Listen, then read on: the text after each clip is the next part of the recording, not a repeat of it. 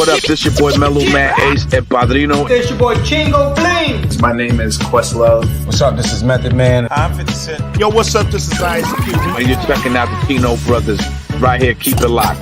Peace.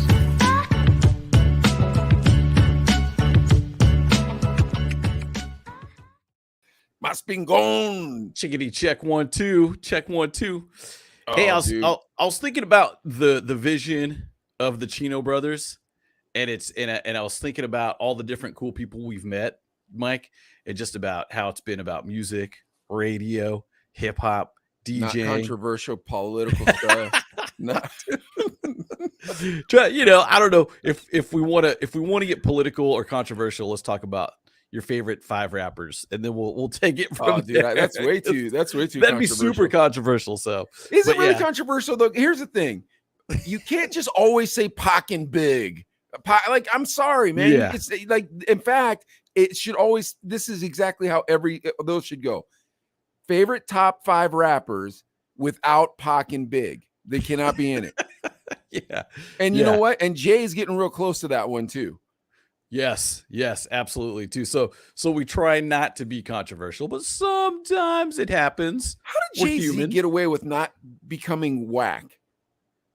He's lucky. Nah, he's got skills. He's been talented. Every album's been dope. No, I understand, but like, and I'm not saying Ice Cube's whack. Like, Ice Cube's cool, but he's old school. You know, he's a G. Like even though Mount Westmore, that was a hip hop album for older people. You know what I mean? Yeah. How come Jay-Z can still put out records for young people? Does he do the mumble rap at all? No, I don't know. That's really strange, but people respect because dude, we've listened to new music, and our guests, we're going to talk about the new music too, probably a little bit, I'm sure.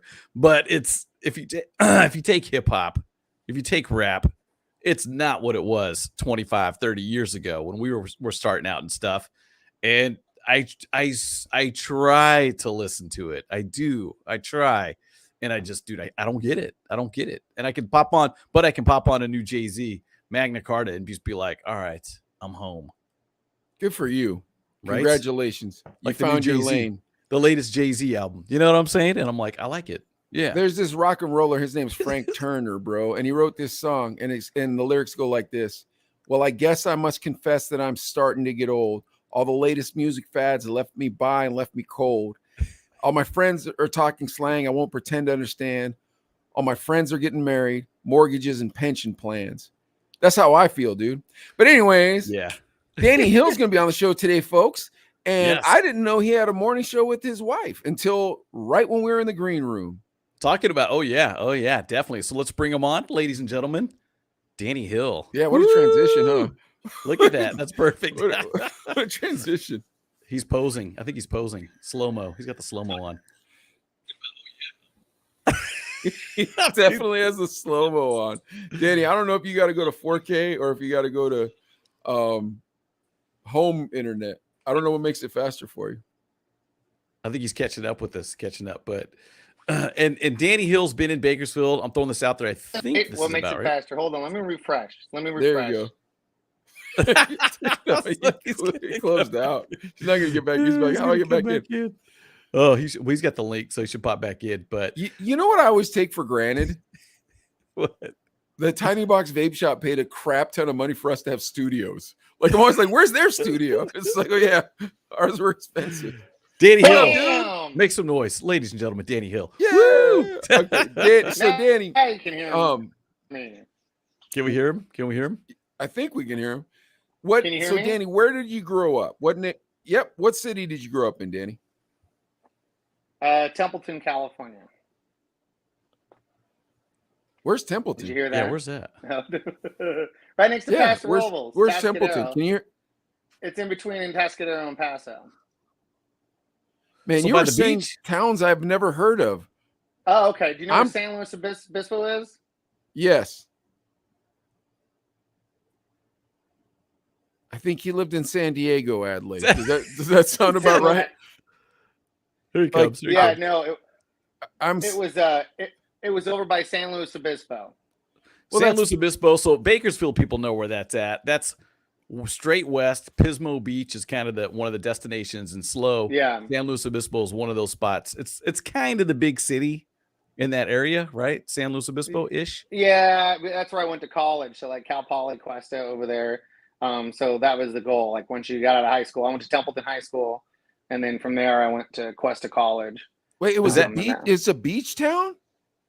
No, where I was at wasn't a beach town. I was in a Okay. farmer area. So you were either a farmer, a farm worker, or a doctor. Those are the three professions.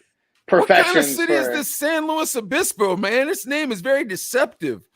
Yeah, if you've ever been there, you would it's like super. It's either you're very rich or you're very poor. There's no middle class really. In that It's a area, cool so. town though. It's got some nightlife. It's got some character. It's neat, and you're still 45 minutes from the beach from slow. Yeah, well, probably 15, 20. I was more like Oh. 45, 50 minutes away in Templeton. It was Okay. further out. And then when I was growing up in Templeton, there was no vineyards. And now, if you ever come visit, Mike, you'll see it's all vineyards out there. It's all wineries everywhere. Winery after winery after winery. Wait, I'm still stuck on the San Luis Obispo place. So Mhm. hold on, because it sounds like a nice town. I thought it was in Orange County. And I'm No. from West Covina, so it's not like I'm not from California. I live in Pittsburgh now, but I grew up in West Covina, so like I should know these big name towns. It's not an ocean town, this San Luis Obispo? It's close, but it's not on the ocean. It's not like Pismo or Morro Bay is on the ocean. It's nearby, but it's not. So San Luis it's a little Obispo? more Indian. One of the famous things in San Luis Obispo is Bubblegum Alley. Yeah. And what that is it's just a little alley walkway, maybe 2 people wide, and you chew gum, and then you stick the gum on the wall. Yeah. And And then it's there's a place nasty. there. There's a place there called Madonna Inn, and it's really Oh, like this really right. eccentric hotel that was built by a guy named Madonna, last name Madonna, and it's got 300 some odd rooms. And he came up with this concept of having a room that was different. So every time you came to visit, it was like a different experience. So if you go there, there's like a castle room, and there's like a canyon room, and there's like a cave room, and a honeymoon room. It's really weird. And if you go there, there's a waterfall in the bathrooms. Where the hotel like restaurant is. So Man, the longer you speak about this San Luis Obispo, the more it's starting to sound like a hillbilly town to me. I thought it was like some cool beach town in San Diego, and you're going to give us your surfer tales of freedom. I was like, oh man, this dude's going to start singing some freedom rock to us. Oh, I'm getting ripped off. So it was like a you know what's town. funny? It's almost like a hipster type town, though. I feel like. Yeah, it really is. It's a hipster town. Yeah, very much that. so. I think it's like got a cool downtown. It's got a cool bar scene.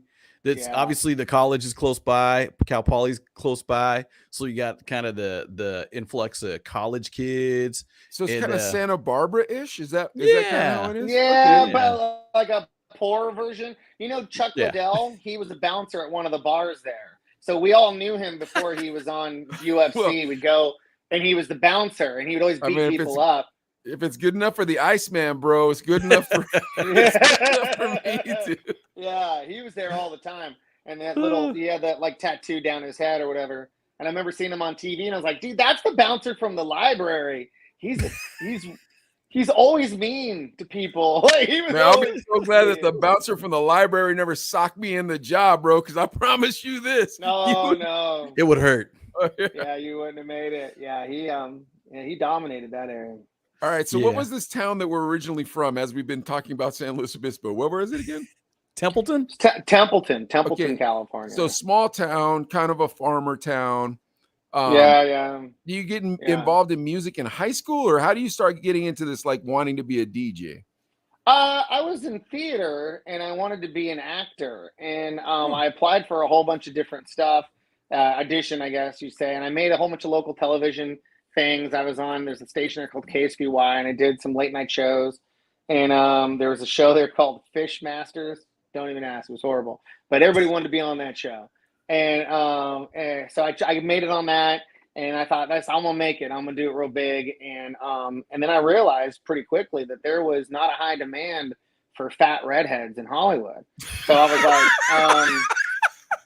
like, what about them Goonies movies and all that, man? You got Skip. You know, they had all them Truffle Shuffle. Truffle like that. I don't know. they already had a fat kid, so it was good. Like I didn't need me anymore. So I'm like, how am I gonna do this? And I dated a girl at the time, and her name was Kelly Riley, and she was from Omaha, and I met her at my dorm room. This is in college, and I was like super excited. I thought I was gonna marry her, and she ended up cheating on me. And it's a true story. And I was in my English class, and I couldn't study because I was crying during the class. So I went outside, and I'm just bawling. And I look up, and I see this guy, and he's hideous. He's super fat, and he's got like two really fine girls next to him. And I'm like, what the hell does he have, right? So I go up to him, and he's like, I'm on the radio, bro. And I was like, the radio? Like, that's all it takes? And he's like, yeah. And I was all, I want to be on the radio. And he's like, that's cool, because you can buy half an hour for $5 on KGUR, and we're doing a fundraiser right now.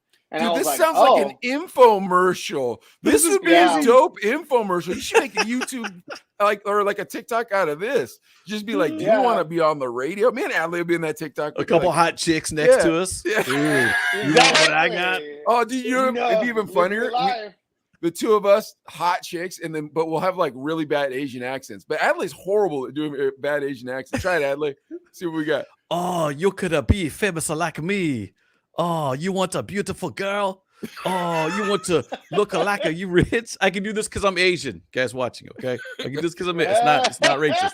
I'm doing it. But you just buy $5 worth of every time on the radio. That's it, dude. So I bought $20, so I was on for 2 hours, and I played Beastie Boys and like NWA and Too Short, because all my friends were listening, so I wanted them to think I was cool. And then and that was it. So then were they radio edits, or you were just playing the dirties? Yeah, they were radio edits because it was college. So they had like a stack. They had a whole back room that was like CDs and yeah, we were in college. We were in college radio, bro. Don't worry, we remember them days. Yeah. Charlie says, hot water makes a noodle fat. I think that's dirty. I don't know if it is or not. But anyways, yeah. So wait, so this was a public access station then? No, it was college radio. College radio, college, bro. oh, okay, college. Camp radio, bro. Remember Camp radio? KGUR. Do you know where that $20 went? It covered a little bit of San Luis Obispo. Yeah, I went for them to buy needles for the record player, and they had to do fundraisers, so they needed to buy new cart machines. I would have sold some of my time. I know. I wish I would have thought of that, huh? That would have been a smart move. How old were you at the time, Danny? I was 17. 17. Oh wait, you're in college, right? You're in college? I was in college at 17. I graduated high school at 17. No wonder you're crying over a girl in college. Like, yeah, man, by the time you're all in my college, friends were like, yeah, they were all 19, 20, and there was a place there in San Luis called the Graduate, and you could be 18 to get in. They had a section for 18 to 21 to dance, and 21 was in the bar, and all my friends were going to dance at the Graduate because that was like your ritual for being in college, and I wasn't old enough to get in. So like my first, my birthday was in October, and I'm like, damn it, I'm here in school, and I'm still like 5 months away before I can go to the Graduate. So I spent most of my time at home just studying like an idiot. Oh my gosh. I was about to ask if you graduated from college, because me and Adley went to one of them burnout colleges too. University of Arizona. It was all about that. Like, dude, they had the highest dropout rate for freshmen. Like, dude, they had co-ed dorms there. And what I mean by that is girls and dudes lived on the same floor at that university, at University of Arizona. That place was the place to go if you didn't want to go to school anymore. Like, but you wanted to get high, you supposed to go party. There was this cat we knew called Old Dave, Danny.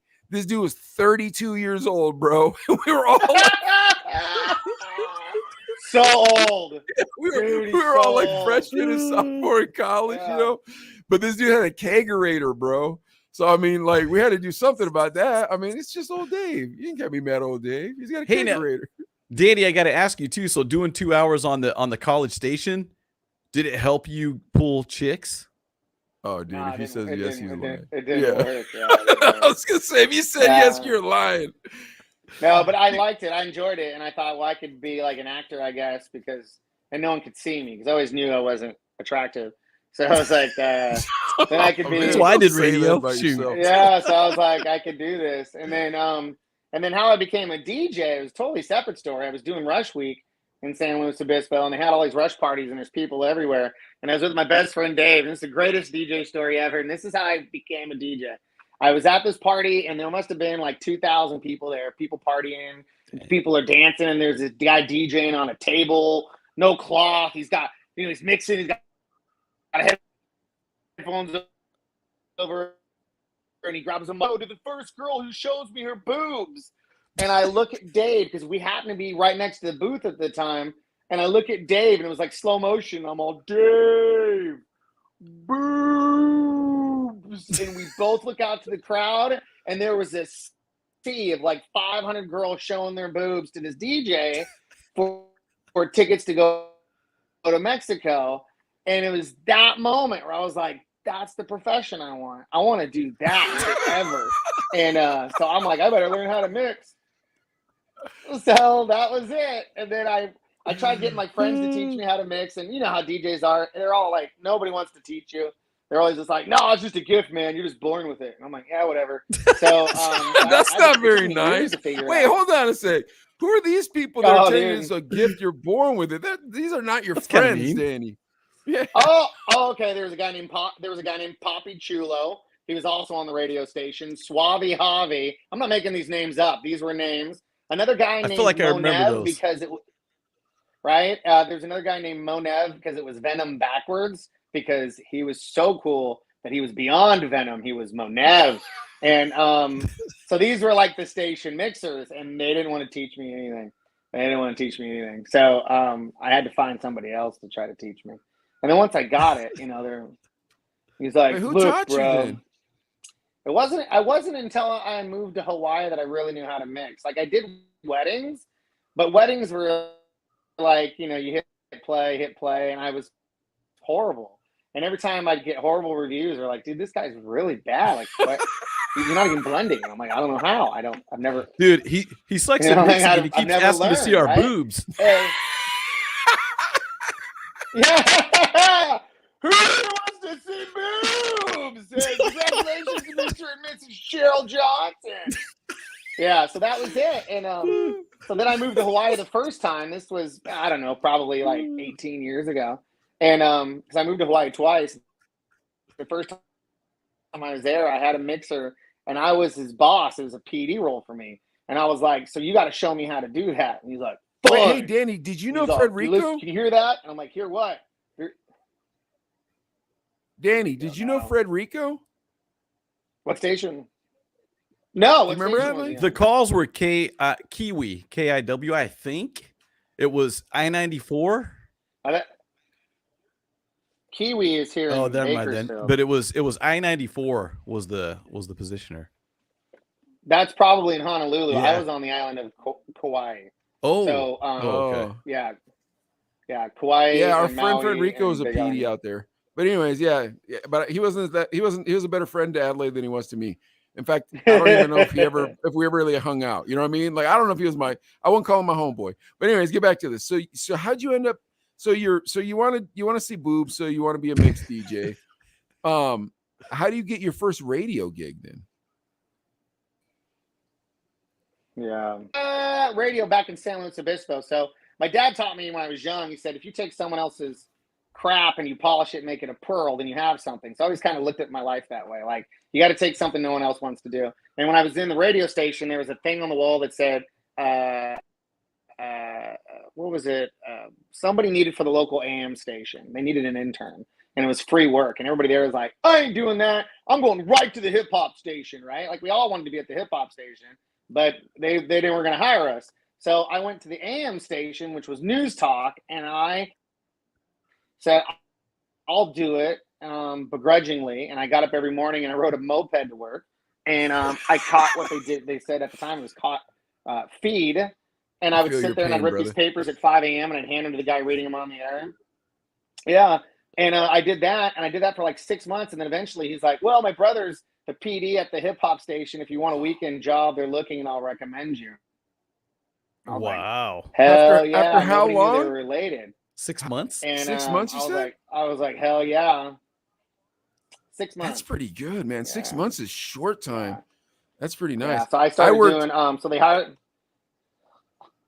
Yeah. I was just say I worked at a classical radio station. I hated it. But go ahead. Sorry. A thing. So I ended up. So I got a job, and the station I wanted to be at was Sly 96. But they're like, no, you're going to be on Coast 101.3. And I was like, what is that? And they're like, it was an AC. So I did, the jingle in was Coast 101.3. Your weather today is going to be high of 76. And here's Elton John, Candle in the Wind on Coast 101.3. And I hated it. So I had a hard Dude, I think that'd be a fun job. Staying awake. Because it was just Yeah. so mellow. But I was on the radio. That's all I really knew. I think that would be a fun job to be on one of those Coast 101.3s. That's cool. I was on a hot AC station, like the new AC format. To get girls. So I had girls in that would call in. Also be all the cougars for you at that time. Right. They were all a little bit older, a lot older, which meant they had food in the refrigerator. So that was another bonus. So he'd show up at their house and be like, "Hey, you got frozen pizza? Hell yeah!" Oh, that's the guy from the radio. Go home. Yeah. Oh, kids, that's the guy from Coast. I don't know when your dad's coming back, but Danny Hill's here now. So how many hours a week were you on the air on Coast 101.3? I was on a lot, and then I ended up I was on from midnight to 5, and then I had to stick around through the Mark and Brian show. That's such a horrible shift. Yeah, and then I did Mark and Brian until like 9, and then I'd go home and sleep all day. And that was god awful. And my I remember my program director's name was Adam Burns. He was a horrible human being, and he didn't like me at all because I started getting. He's like, "How do people know who you are midnight to 5? And I'm on middays." And I'm like, "I don't know." It's because I was flirting with every girl that called in. And so there was this other guy across the hall, and his name was Hammer. And he's been running New Rock in Fresno for like 27 years, right? So he's the PD and OM up there in Fresno, but he was the night guy on the top 40 station, and we became friends. And he's one of these guys that he's like, "Why aren't you using your radio voice?" And I was like, "What do you mean?" Because every time you go on the air, he's like, "Slide 96 FM, what up? It's Hammer." Oh, he right? puke on the mic. Yeah, and I was like, "Oh, dude, I want to sound like that so bad, but I can't because I'm stuck with this voice." And so that was my voice. And Norman's like, "You're never gonna make it, man. You sound horrible on the radio." I'm like, "Yeah, probably not." Oh my gosh, those people are a-holes that you met when you were young. Yeah, most of them. So then that was it. And then I went from there, and then I left and went to the hip hop station. And then I did mornings. I was doing bits for the morning guy, and he got fired one day, and the GM said, "You need to sit in and fill in until we figure it out." And I sat in and figured it out, and then I beat Mark and Brian in the morning. Wait, did you have a radio voice for that, or do you just use your regular voice on a hip hop station? That was it. And I had sweepers that would go, "The only white boy on Wild." Right? And then I'd come out, and they'd be like everybody on the station was cool. Like Cousin DK, I'm still friends with. Wait, what year was this? Bobby Holly. What year was this? 1999, 2000, right? That's when we were hot, dude. Yeah, those are the best years of radio. Those are literally the best years of radio. Dude, but I was gonna say you gotta respect the guy that's on a hip hop station. That's I was just about to say that. Do the hip hop accent or whatever you call it. Just be like, I'm just being real. I did have to put a radio voice on when I worked in classical radio because that was my first gig. You know how it was like, y'all take that BS gig. So I worked at this classical radio station, and I sounded like this. You're listening to classical KUAT, Tucson, Arizona. Coming up in the next hour, we'll have Shostakovich, and then whatever, right? But anyway, so then Adlai sounded good. Thanks, man. But then Adlai would be at the crib with all our DJ crew, and they'd all give me words to put into it. But in real life, I could just use my regular voice when we were in radio. You know what I mean? Because we were at a hip hop station. But here's the problem: there's a fellow that was across the street from us who had the same complexion as you, Danny, and he always tried to pretend like he had our voices. I was like, bro, that's not right, bro. You don't sound like that in real life. You know what I'm talking about? I'm glad I never went that route because you hear it all the time in radio where it's like, hanging with your boy. And I'm like, oh my God, nobody talks that way. What are you talking about? And there's like, we have local jocks here in town that I listen to. And I'm like, I don't think that's how you talk. I've met you, but Dude, Oh, whatever. he Everyone's got a sounds. thing. He is describing the person that I'm talking about to a T. Is he I know not? who you're talking about. Yeah, I know who you're talking about. Like, Adlai's getting all knows nervous this because he person. doesn't want anybody to figure it out. So, Danny knows this person too. You know oh, him. really? Then Yeah, you know yeah, exactly who I'm talking about. We'll have to tell you after the show. No, we Oh, don't. 'cause- probably. Yeah, I No, probably we don't, worked because with he's been all of them, describing him the whole time. right? But I'm glad that you Yeah, weren't yeah. that, Danny. I'm seriously, I'm glad that you weren't. I like, you know, I loved hip hop, and I love rap and rock and everything. Cool. But I just thought, well, if they don't like me for this, you know, what if they meet me in person and they're like, you're a fake, right? So I thought I'd go for it. Dude, and I respect that even more, because Yeah, if they caught agree. you slipping, like, because that would suck, because you'd have to be like Larry the Cable Guy. You know, that's not his real voice. Yeah. And you're just stuck doing it forever. Oh, that would suck, dude. Especially as long as you've been in radio. Could you imagine that, dude? This poor guy has to go. For He goes home to his 20-something wife. years. Yeah, change his voice when he sees And his I had wife. my PD at the time. I forget his name is Tommy Del Rio. So he's Okay. now like, he's big in like Town Square, I think, or I don't know where he's at anymore. But he would come in and always ask me, you need to sound more rhythmic? And I'm like, what do you mean? He's like, well, the slogan's nothing but jams. So I need you to say nothing but jams. Right? And I was like, well, that's not what I would say. I would say nothing but jams. And he's like, you need to do that. So I remember I tried it one shift where I was like, nothing but jams coming up, blah, blah, blah. He's like, never mind, go back. I'm like, Oh, good. that, I would have been shoving it up as you know what, bro. I would have been doing it on purpose. I would have been doing a slow whack on purpose just to be a jerk. Dude, one time we had this guy, his name, Adlai gets nervous when I talk about people by name. So I feel pretty proud of myself that I didn't bring up the other fella's name.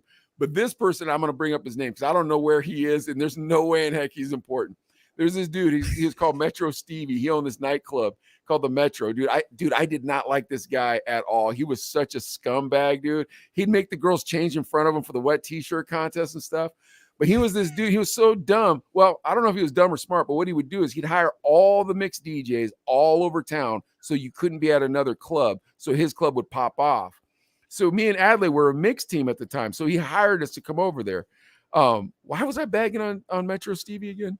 Just talking about people. That are fake, yeah. I guess. So they kept forcing me to do his commercials, and I didn't want to produce his commercials because I didn't like the guy.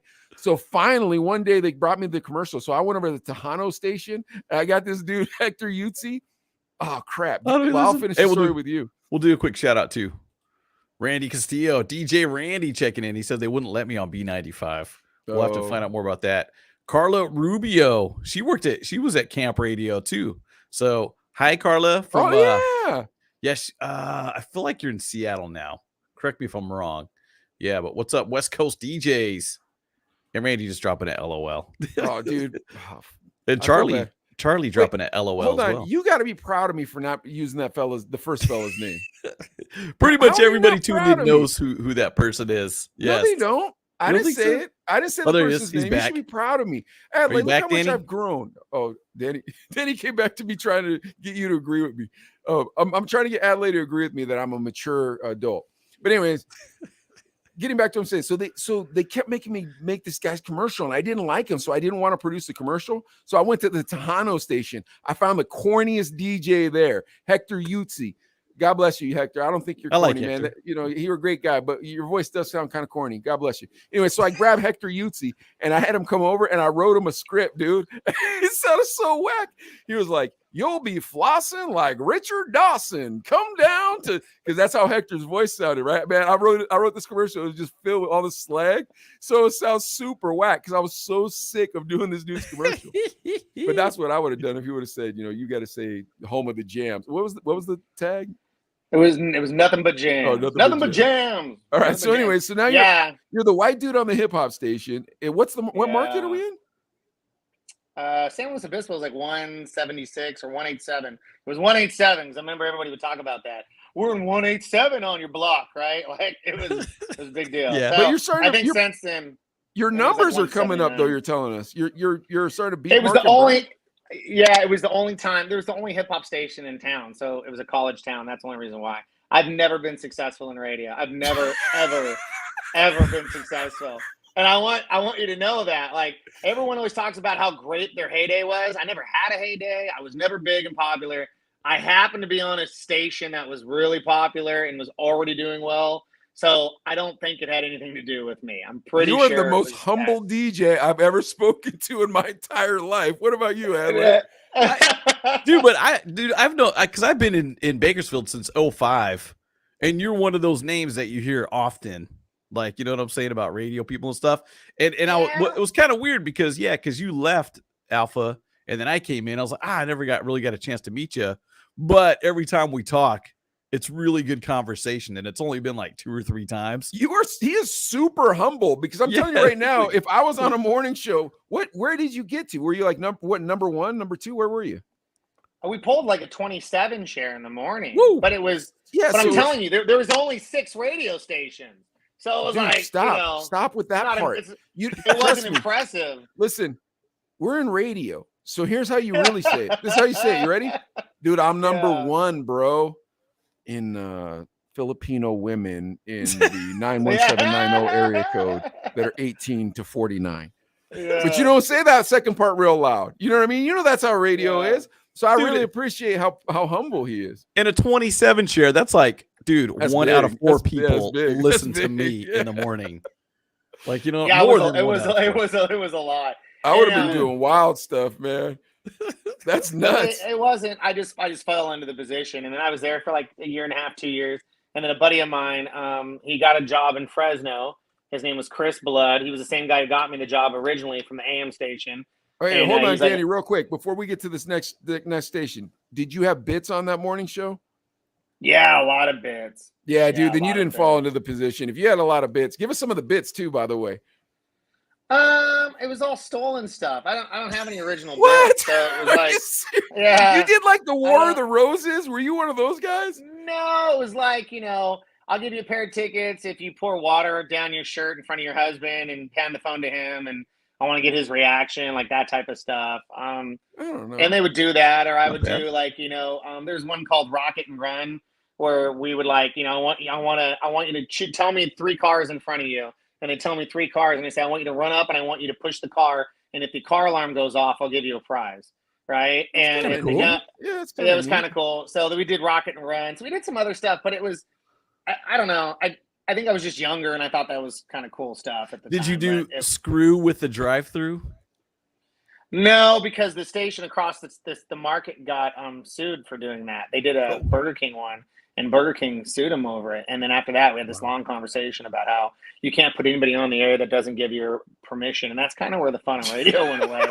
Because, because there were some big radio wars. There was one guy in the country station who sent over his like intern to record the front desk at a competitor office and like record them talking bad about their station. In San Luis Obispo? Yeah, he goes, I want you to pretend you want to buy ads at the station and have them talk bad about ours. Right. And he did. And then he aired the whole thing on his show. And then there was a big lawsuit over it. So I don't know. I came into it right after that happened. So I was highly afraid of being sued for making people do something. We had on my morning show, we had a midget who would give love advice.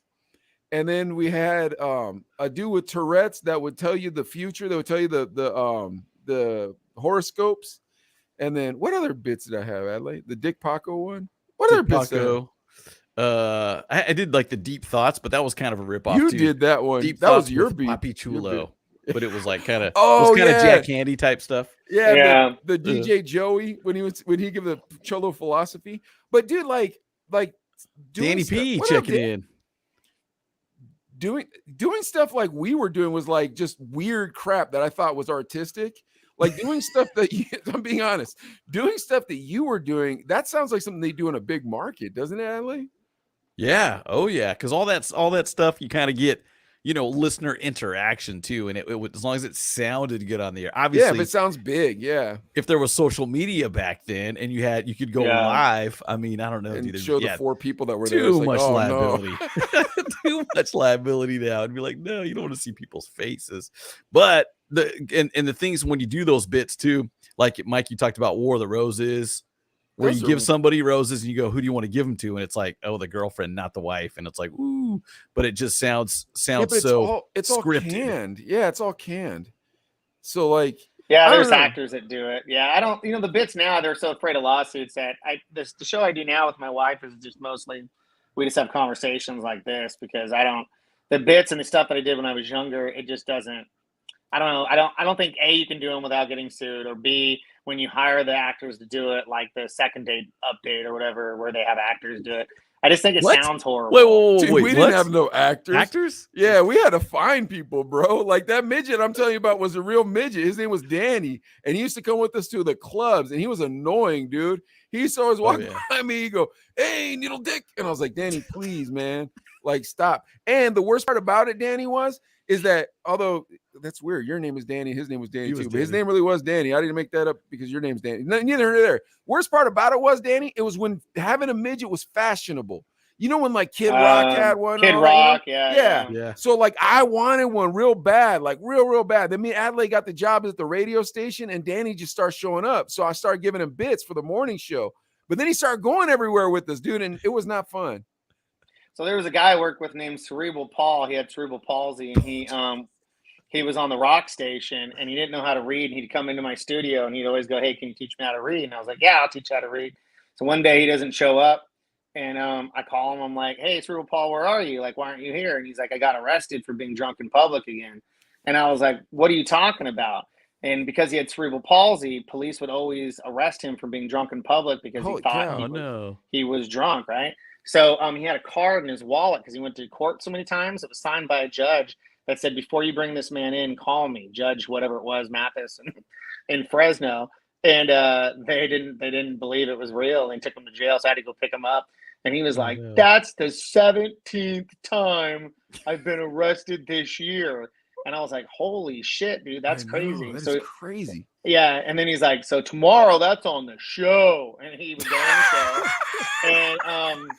And I was on a rock station with a guy named Rick Rodham, which I had the pleasure of not just listening to Rick, but being in the same building as Rick Rodham. Rick Rodham was one of those rock ones.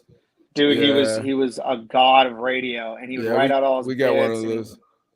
Yeah, he was pretty amazing, and but he was on his show. Yeah, but I'll never forget Cerebral Paul, and everybody thought that they were making fun of Cerebral Paul, but Paul was proud of what he did, and he really liked being a part of it, and it gave him a voice, and it let him stand out when I guess most of his life he was really forgotten. So I think a lot of those, like the guy you were talking about, Danny, I think it kind of empowers people sometimes, but as outsiders, they see it and they don't know. I don't know, bro. I might have just been clowning, but here's the thing: I really did enjoy Danny's company, but like because I'm a weirdo, you know what I mean? Like I like Danny, but I can attest too, because he would walk up and Mike would be like, "Oh, Danny, the midget," and he'd want to pick him up and stuff, and I'm like, yeah, I wanted to bowl with him. And Danny was down, bro. Like I wanted to bowl, midget bowl with Danny, and Danny was down for all of it. And then Danny had this one homeboy called Jeff, but Jeff wanted nothing to do with it, bro. Jeff wore a suit. Jeff was all like professional. He was but like my tongue was already accustomed to saying offensive things to little people, and Jeff would be in the room, and like you have to try your hardest. Like when you see a bigot in the room and he says the N-word too much, but he doesn't say it in front of you, and he says it because he almost said it. You're like, man, I know you say that. Like. Jeff knew that about me with the midgetness, dude. Like Jeff knew it. Jeff was like, "Come on, man, just say it. You know you want to say it." I was like, "Wait, what? I've never heard that word before." But when it was just me and Danny, like, so I can't say that I was doing it out of love. Although me and Danny were homeboys, like no doubt about it. I love Danny. Yeah. Oh yeah. I loved him, but I hate him at the same time. He was so annoying, dude. So I think this is a really fun podcast, man. This is the most fun I've had in a while. What about you, Danny? You having a good time? Yeah, I'm enjoying it. That for my time in Fresno, that was really the last real big adventurous time in radio. And then after that, I got a job in Hawaii. I took over Hawaii. And then from Hawaii, I went to Kansas. And then I got the brakes on Hawaii, dude. Hold on. What was your gig in Hawaii? You have an on air, your PD? What are you doing? No, he hired me as a VP of programming for the whole cluster. So he had stations in Oahu, Maui. Who's this person Kauai. that's hiring? Who's this powerful man? His name was George Hockman. He owned HY Media, and he paid me the most amount of money I'd ever gotten in radio, which was $50,000 a year, to do it. And I was like, "Holy crap! This is the most I'll probably ever make. This is amazing." And I went to Hawaii. Hearing about PDs that made 100,000, and you were just like, "That is so much money." Do you remember hearing about that? Yeah. I remember. All right. Yeah, and he always worked for Christian stations too. And you'd be like, "How did the nonprofit make so much money this year?" But they always did. So I did Hawaii, and then I went to Bakersfield, and then in Bakersfield. Wait, how long were you in Hawaii, dude? I want to stay in Hawaii. Hawaii is dope. I've never lived in Hawaii. I never even visited Hawaii. Wait, it's fun. How long were you there? 3.5, 4 years. The first time I went back twice. And you're just zipping through this. What's it like living there? They don't like white people in the slightest. That's most places. Yeah, most places. They have a name for us there called Howley, which means breathless creature. Yeah, so when they first, but we're Hapahali. Me and Adley are Hapahali. So, but Adley finds it offensive. I don't. I think it's cool. Anyways, go on. Yeah, a little Hapa. Yeah, so it was. So I made a lot of friends by doing baby luau's, and I would DJ baby luau's for Polynesian culture, which I didn't understand what that was. It's basically a quinceañera for a 1-year-old. And so you would show up, and the whole family was there, and you do this, and then once you start making friends with, Tongans and Samoans, and you see them at bars, and no one really messed with you because they're the biggest people in the room. Yeah. So then there was that, and then I just was that the like plan where you're like, okay, I've got to have somebody know that I'm not going to get my ass beat. So you start like picking out what the bigger Tongans and Samoans be like, hey man, you need a DJ or what, bro? I'm on the radio. Come on. I tried to do as much as I could because it was they just don't mess around out there. To them, it's not funny. So I know. And Danny, you're very white too, man. Like I know you know it, but you're very white. So that probably even made them more mad. You know what I mean? Because they're like, you look like Captain Cook, and I'm like, no, that ain't me. Right? I'm not that guy. And they're like, well, we killed him. I'm like, I know. I've heard the story.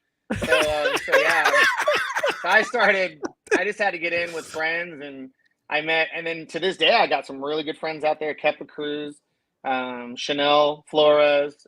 She was my co-host for a while, and they were like, they're like 100% Hawaiian, and they were the ones that told everybody like, "Hey, Danny's, he's cool." Wait, like, co-host? So you were on the air then? If you had a co-host? Yeah, I did mornings out there.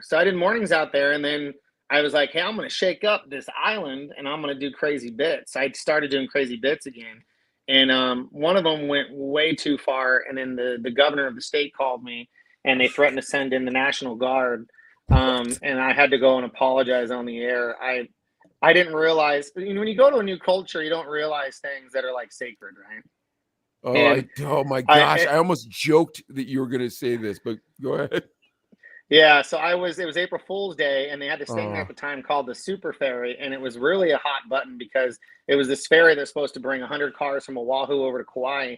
So if you're from the mainland, you think like that's a great idea, but if you live there, you thought this is how child sex trafficking is going to happen. They're going to hit the whales, like it's bad for the ocean. There was like a whole strew of things, and they're out protesting it.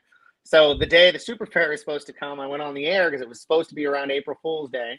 I said, we're going to give out the Super Ferry is our sponsor, and they're going to give us brown tree snakes and lava rocks to give out to the first 100 people that show up. And lava rocks are a sacred item. You don't take those, which I didn't know. And snakes they don't exist in Hawaii. So I thought both of these would be funny, and they weren't. So literally thousands of people showed up to the harbor to protest the giving out of brown tree snakes. This was in like 2000 and probably 2004, 2005. Oh, wow. Okay. In that area. So then I get a call from they're like, is this Danny Hill? Yeah, this is the governor's office. And I'm like, oh my God, I was on the air. They're like, you need to stop now. This isn't funny. There's putting people at risk. We're going to put the National Guard out there, la, la, la. And I was like, oh crap, what do they step into? So then I had to go to like these cultural classes, and they explained to me the Hawaiian culture and why that wasn't funny. And dude, it was bad. Knowing now what I know, Never would have done it. But at the time, I became kind of legendary for it on the island because they were like, "Hey, do you remember that stupid white guy who thought that would be funny to insult everything that we are?" And that was me. And so after that, how did you not get destroyed? Were you scared when the governor's calling?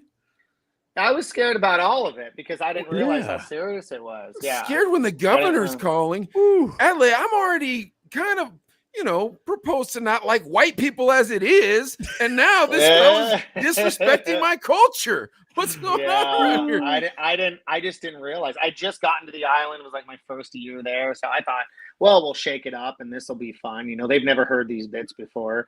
And then afterwards, it was like, oh yeah, it was a big deal. I didn't realize it was such a big deal. Honestly, Danny, here's the truth. I feel this way. I feel like minorities, right? Either they just think white people are racist, or they hope to God white people aren't racist. So, like, if you're trying your hardest to like get along with society all the time, you're like, please God, don't let this dude be racist. But then when they do some racist stuff, you're like, oh no, man, I stuck up for that guy. I told people I knew him. And now I got, no matter what, me and these dudes have to pretend we hate this guy, or else I'm going to look like I like that guy. Sorry, Danny Hill. That was a lot of my friends. Yeah, it was bad. And so I had to go out and apologize. And it was, and for what happened. So then after that, my new bit I did was learning about Hawaiian culture on the air. And I did that every week with Chanel, who agreed to come in and talk to me. And then after she said I was okay, everything settled down.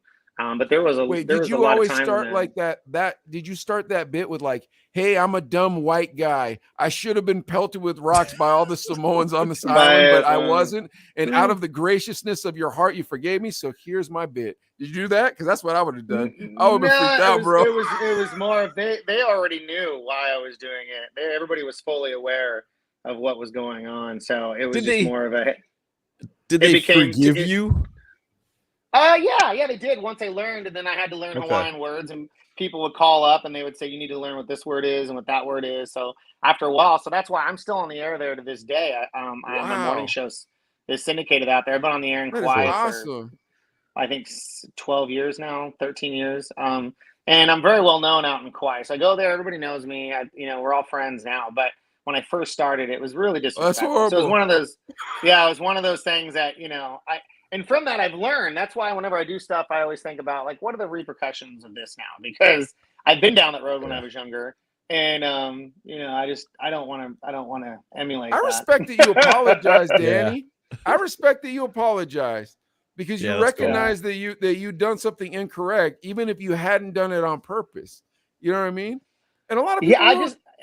I just didn't realize. And part of it on that show too, I was talking about. We had a trash solution at the time.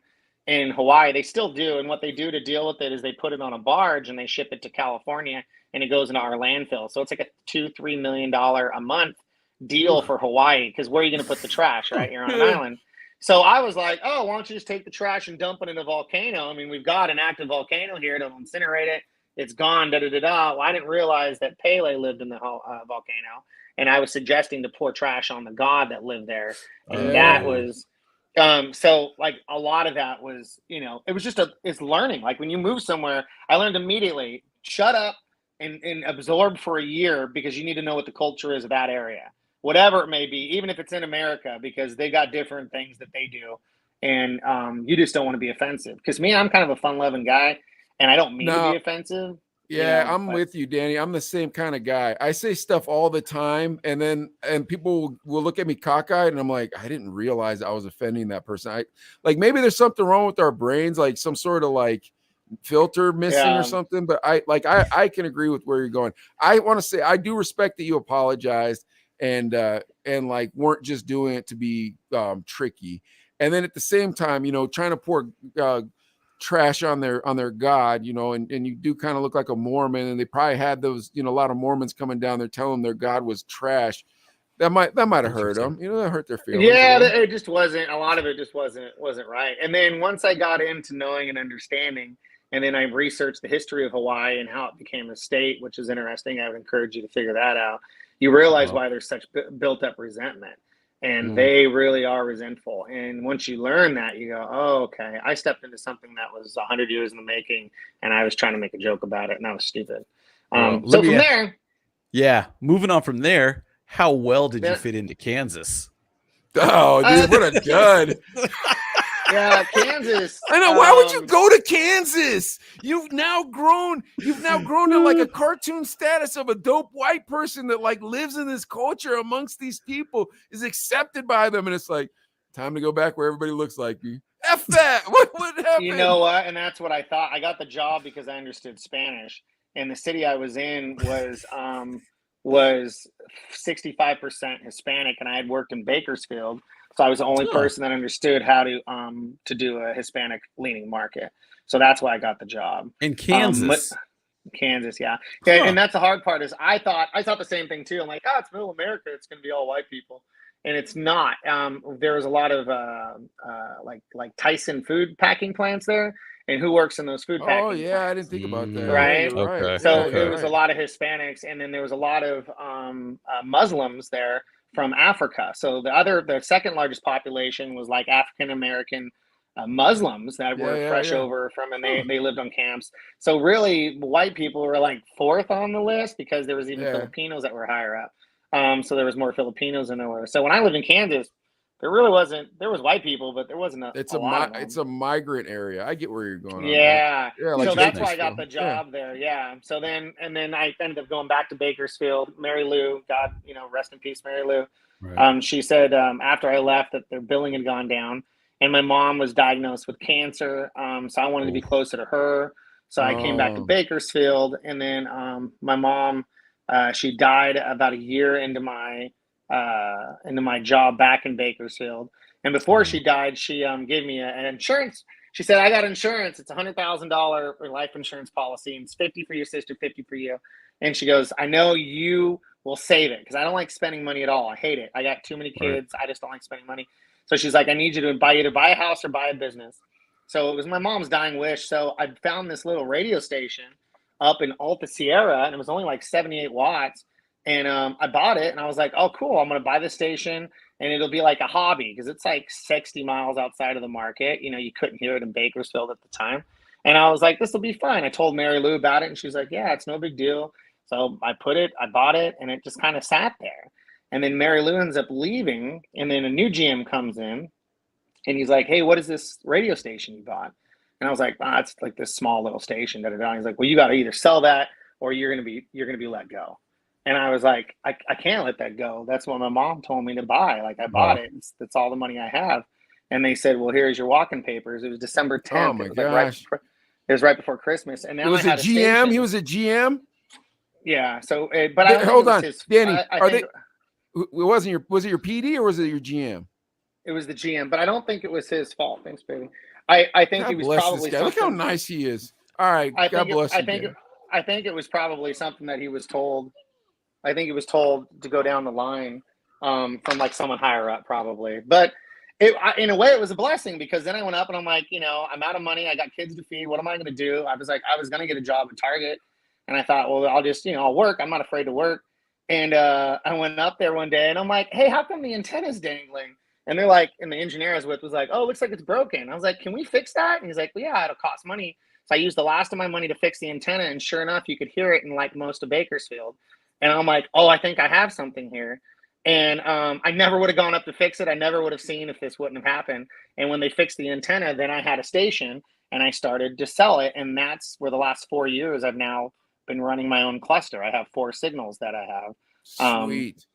So, but it was all like everything kind of happens for a reason. And I've learned that if you just get quiet enough and you listen, God will show you the way. It just happens, God's going to show you the way.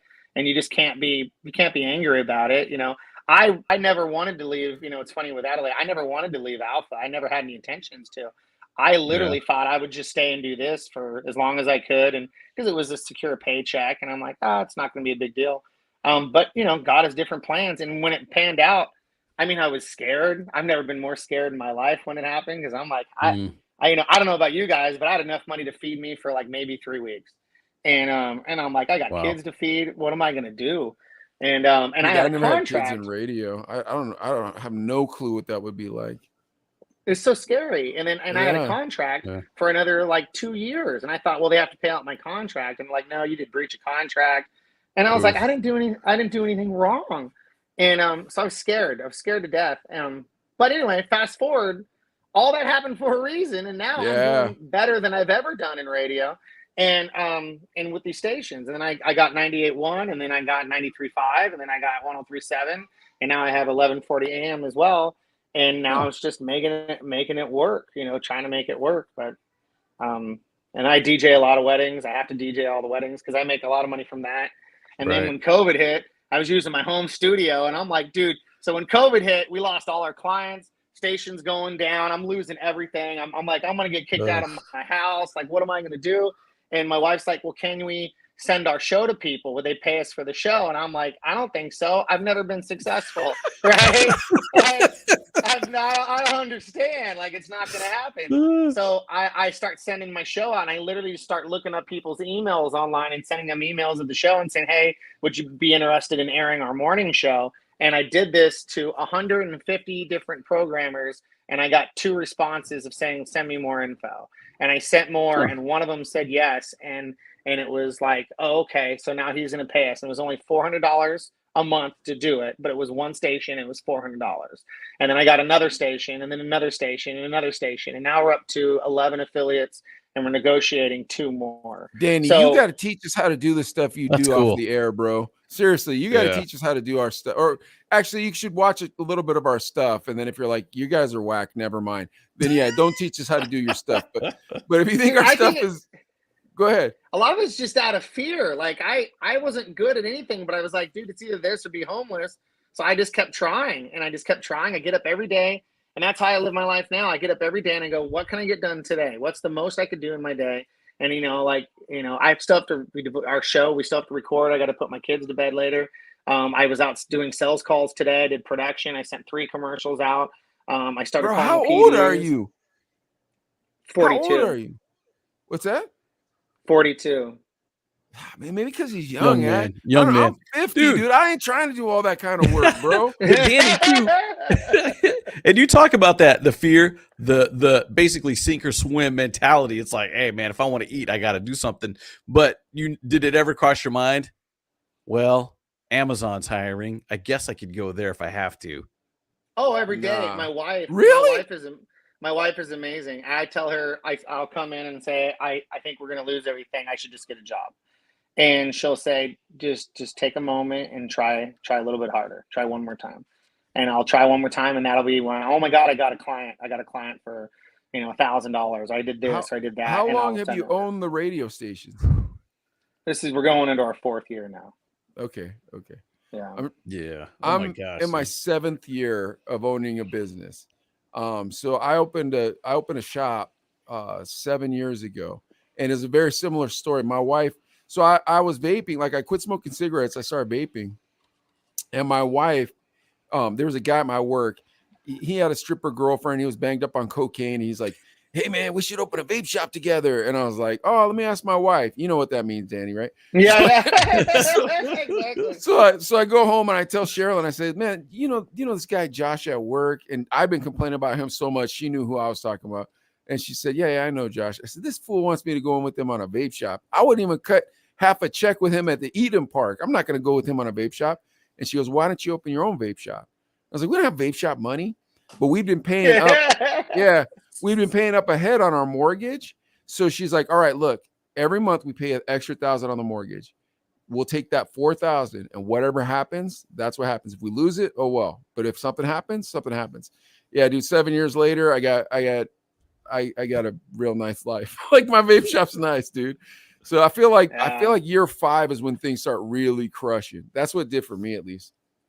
Yeah, it's one of those things that you just keep going at it. And there's months where the station will do great, and there's months where it doesn't. And that's why I still DJ weddings, and I still go out and the syndicated show thing. And it's just, part of it. And like this, like one of our microphones just broke. This is a $600 microphone. So all of a sudden you have an unexplained cost, and I have to send this in to get repaired.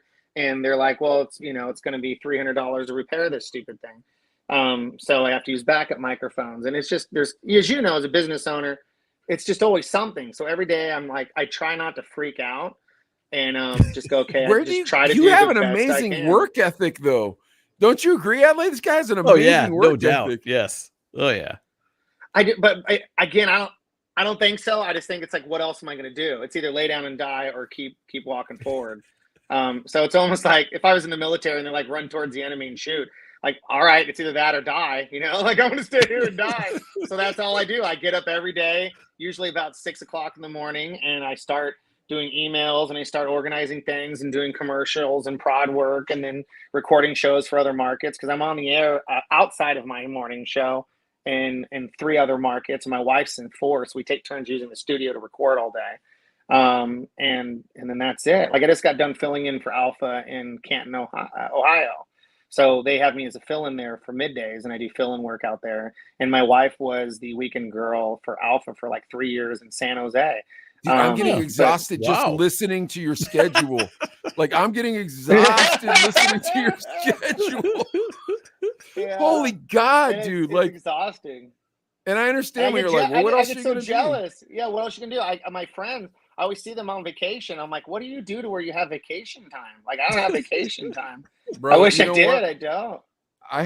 It took me a long time to get to vacation time, and like now, I can do vacation time, but it's a little stressful.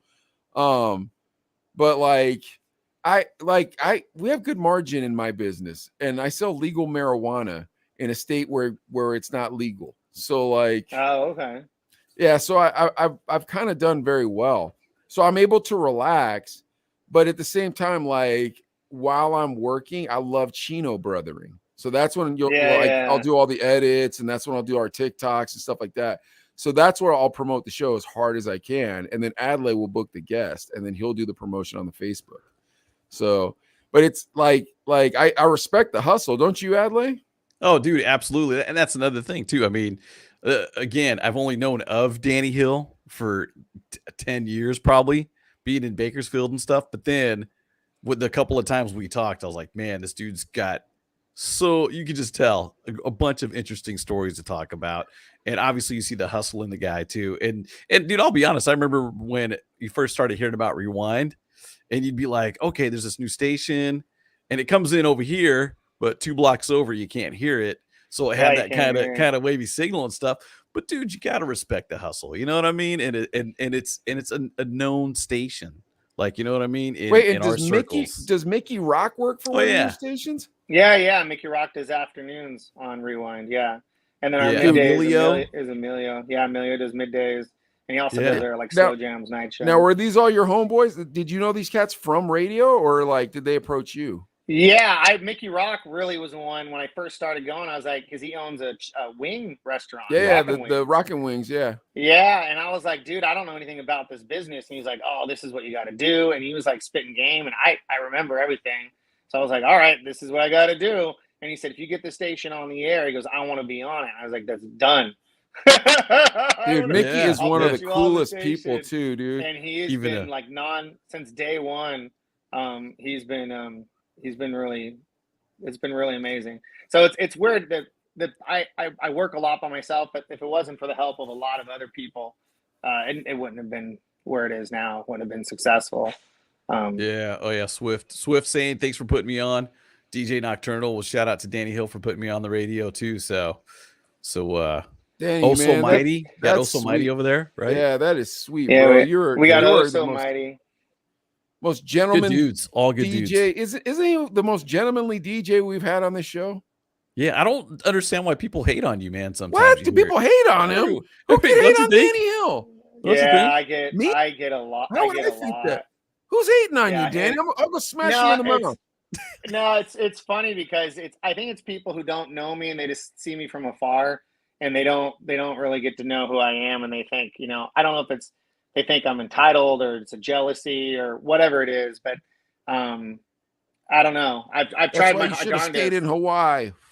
Yeah, exactly. Yeah, and I tried my damnedest to, I just you had to learn years ago that sometimes people just don't like you and you can't change their opinion. So you just go, it is what it is. And I just try my best for me. And I don't want anyone else to fail. I love Oso. He's a great mixer. I love watching mixers like DJs. Yeah, I love watching DJs because they're so good. And seeing people mix and stuff, I'm just like, dude, it's awesome. But Dude, I love rocking a party too, though. I'm not gonna lie to you, man. Rocking a party is fun. All right, well, Danny, we could do this for a million years, but we're not supposed to. So what we do at the end of the show is Adelaide reads us some news stories, and then I make fun of the celebrities. And you're more than welcome to join in. But if you don't feel as obliged, you got a professional job. I can say whatever I want because I own my own business. So Adelaide, you want to give Danny the choices of news stories? We got news, but can we do a couple shout outs real quick? Yeah, please. I apologize. Danny was mesmerizing, wasn't he? Dude, Danny's a great guest. Absolutely, I know, man. He absolutely. Yeah. What do we got here? Doc. DJ Doc. What up, Doc? Guys? Yeah, man. Sorry we didn't shout you out earlier, brother. Yeah, we're trying to get on these, but of course, DJ Nocturnal, he mentioned you helped him get him on too. DJ Knock, we've had him on before. Noe G, saying what's up. I love Noe. Noe G. Yeah, Noe G is a good guy. Nocturnal's a good guy too. Knock's a good Swift. dude, yeah. Swift is a good guy. Yeah, and DJ Clever, he was a guest once too. So what up, DJ Clever? A lot of our guests were just saying hello. Yeah, but, that's awesome. Okay, what do we got, Adley? So I got okay for the basketball fans. Steph Curry is in the news. Also, Kanye West and fashion rentals is in the news. And Dan, you might know some of these stories because you do news, I know. And then something interesting: a man's body found in an alligator. Oh yeah, I know which one I want. So that's the Danny. I'll let you pick Kanye West, Steph Curry, or alligator. I like a man's body in an alligator. Yeah, dude, trust me. That was one of my stories. That was one of my stories we didn't do earlier in the week. We do a news. So every day we put out a news story, and this was supposed to be part of that package that we were doing this week, but we didn't get to it. So I'm glad we're doing it tonight. What do we got, Adley?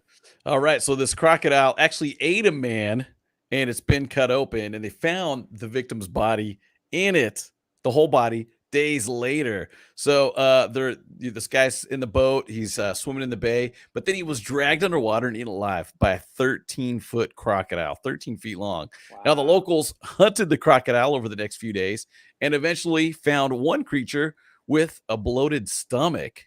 So after being caught, the crocodile was taken ashore. We suspected the crocodile ate the man because its stomach was bulging. The search party captured the crocodile, slit open its throat, and discovered a decomposing human corpse.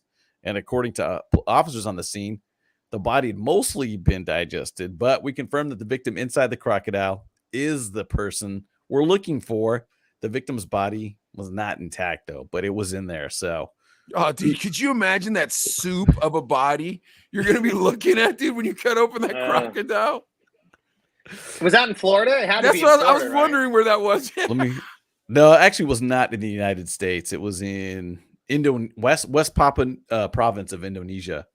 Kind of an island area, I guess. You know how me and Danny both agreed that it should have been Florida, though? Should have been Florida, That was my first thought. Oh, yeah. Because I'm telling you right now. I can't imagine. Well, my brother lives in Florida, right? So we go to visit one time. He has kayaks in the back, and he's like, "Hey, do your kids want to go in the lake behind my house?" And I was like, "Are there crocodiles in there or alligators?" He's like, "They're on the other side of the lake." I'm like, "No, they're not going in the lake, dude. What's wrong with you, bro?" But he didn't think there was anything wrong. Like, what is wrong with you to live by a crocodile? Yeah, it's a dinosaur. Who wants to live where dinosaurs live? And they're like, "Yeah, we should put Miami right here." Okay. Well, there's dinosaurs everywhere that literally kill people. That's what they do.